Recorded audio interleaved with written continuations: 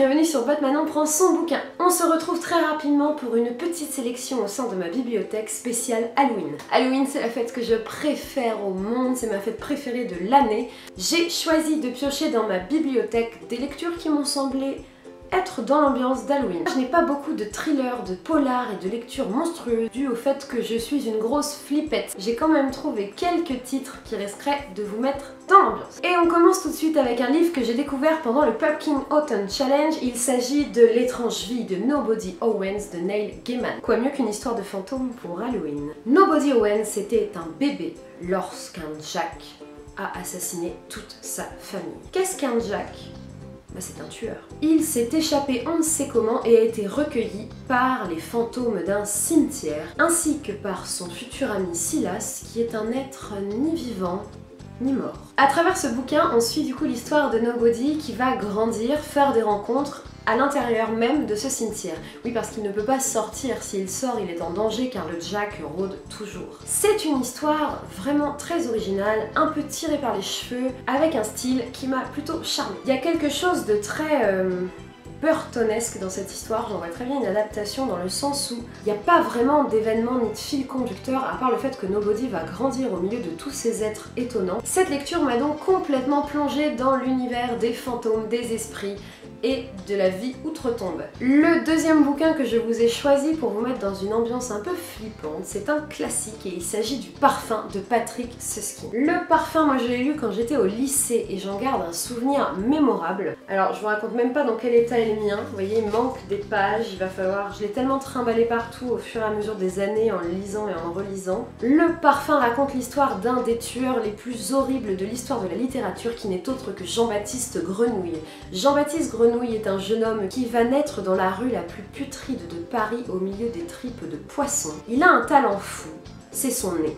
En fait, Jean-Baptiste Grenouille a un talent pour reconnaître et différencier les odeurs, ce qui va faire de lui un très grand nez. Néanmoins, la malédiction continue de le suivre car partout où il passe, les amis qu'il s'est fait en chemin trépassent. Qu'est-ce qui fait que Grenouille va devenir un tueur sanguinaire et redoutable? C'est qu'il est complètement omnibulé par une odeur et il pense qu'en reproduisant cette odeur, il va pouvoir devenir le maître incontestable du monde et ainsi dominer tous les hommes. Dit comme ça, c'est bizarrement résumé, mais je vous jure, c'est phénoménal à quel point ce livre est super bien. Je vous invite donc tous à le lire et il y a une tension. Et en même temps, ce qui est horrible, c'est qu'on s'attache à Jean-Baptiste Grenouille vu que c'est le personnage principal, donc on a envie de le poursuivre dans sa quête et pourtant on le voit réaliser des choses mais inhumaines, dégueulasses, il n'y a pas d'autre mot, et on ne peut pas s'empêcher d'être fasciné et de vouloir aller au bout de l'histoire. Toujours dans la thématique ambiance glauque qui vous hérisse les poils et qui vous met mal à l'aise, j'ai choisi un livre qui n'a rien d'horrifique mais qui pourtant la lecture m'a laissé un goût très amer dans la bouche. Il s'agit de Sa Majesté des Mouches de William Golding. Donc ça aussi c'est un classique, il faut l'avoir lu. Et Sa Majesté des Mouches raconte l'histoire d'un avion qui se crache et des jeunes garçons, essentiellement des garçons, vont se retrouver sur cette île et vont essayer de recréer une société afin de vivre tous ensemble en harmonie. Évidemment, ça ne va pas se passer comme ça et ça va devenir hyper glauque car ils vont en arriver même à s'entretuer. Mais c'est très philosophique car il y a des personnages qui s'interrogent vraiment sur comment créer une société idéale au sein de laquelle tout le monde serait heureux, et il y a d'autres garçons qui n'en ont rien à faire, n'ont pas la maturité nécessaire ou sont mauvais, violents, bref. Ça va vraiment se barrer en sucette et moi ça m'a laissé une impression d'horreur et de rage face à tant de violence. L'instinct humain et animal qu'il y a en chacun de nous, il est dans ce bouquin et je trouve que pour Halloween, il va vous glacer le sang et c'est plutôt pas mal. Dernier roman que j'ai sélectionné, il s'agit d'un classique du genre qui n'est autre que Frankenstein de Mary Shelley. Frankenstein, je l'ai découvert il y a 1 an et demi au Portugal et il m'a complètement déroutée comme livre parce que en fait je me suis rendu compte que je connaissais très mal l'histoire du docteur Frankenstein. Déjà j'avais retenu que Frankenstein ce n'était pas le nom du monstre, contrairement à ce qu'on dit, mais le nom de son créateur. Sauf qu'en fait je ne connaissais pas toute l'histoire qu'il y avait derrière. J'avais cette représentation du monstre avec les clous dans la tête qui est comme ça, là qu'on a tous. En fait c'est tout un livre sur la condition humaine et sur la différence et le traitement qu'on réserve aux gens différents de nous. Donc moi ça m'a beaucoup marqué pour ça parce que je m'y attendais pas du tout en fait en lisant ce bouquin. Et puis ça m'a pas mal effrayée parce qu'il est quand même assez redoutable quoi.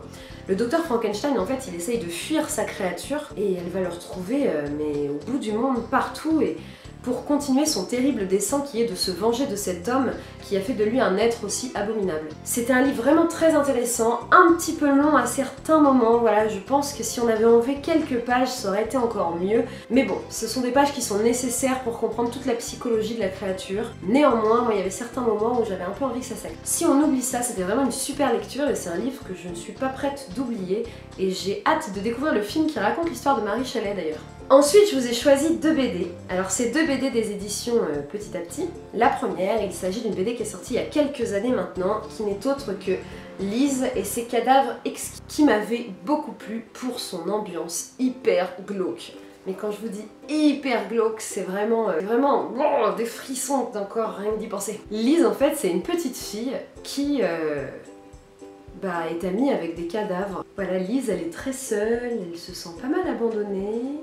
Et du coup, pour s'occuper, eh bien, elle essaye de redonner vie à des cadavres. En fait, elle les costume, elle les habille un peu comme des poupées et elle vit avec eux au quotidien. Donc voilà, je pense que c'est un très bon résumé de l'ambiance glauque qui émane de cette BD. En plus, les dessins sont hyper glauques, il y a une ambiance très particulière que je vous invite à découvrir. Ça met bien mal à l'aise et en même temps ça a un charme fou, donc voilà, je vous invite à trouver cette jolie petite BD et à la découvrir.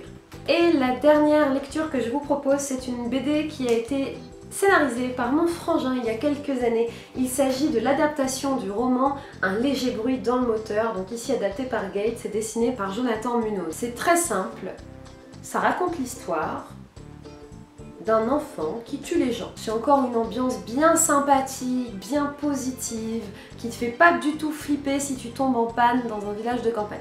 Je vous en dirai pas plus parce que vous n'avez en fait pas besoin d'en savoir plus, à part que l'histoire est vraiment bien et surtout les dessins, le talent. J'ai adoré les dessins et c'est ce qui nous plonge encore plus dans cette ambiance flippante et glauque et terrifiante qu'est celle d'un léger bruit dans le moteur. N'oubliez pas que je suis aussi sur Instagram et Facebook et je poste beaucoup plus régulièrement que sur YouTube, donc si vous en voulez plus, n'hésitez pas à vous abonner sur YouTube, activez la cloche, comme ça vous aurez une petite notification dès que je sors une nouvelle vidéo. Voilà, j'aurais pu vous prendre plein d'autres livres qui ont des ambiances glauques ou qui vous perturbent ou qui sont effrayants par bien des aspects. Voilà, il n'y a pas besoin d'avoir forcément un monstre officiel pour flipper. Néanmoins, j'espère que cette petite sélection vous aura plu, qu'elle vous donnera envie de vous plonger dans l'ambiance avant Halloween. Je vous souhaite de bien fêter cette fête qui est juste formidable. Je vous souhaite un très bon mois d'octobre, une très bonne fête d'Halloween. À bientôt.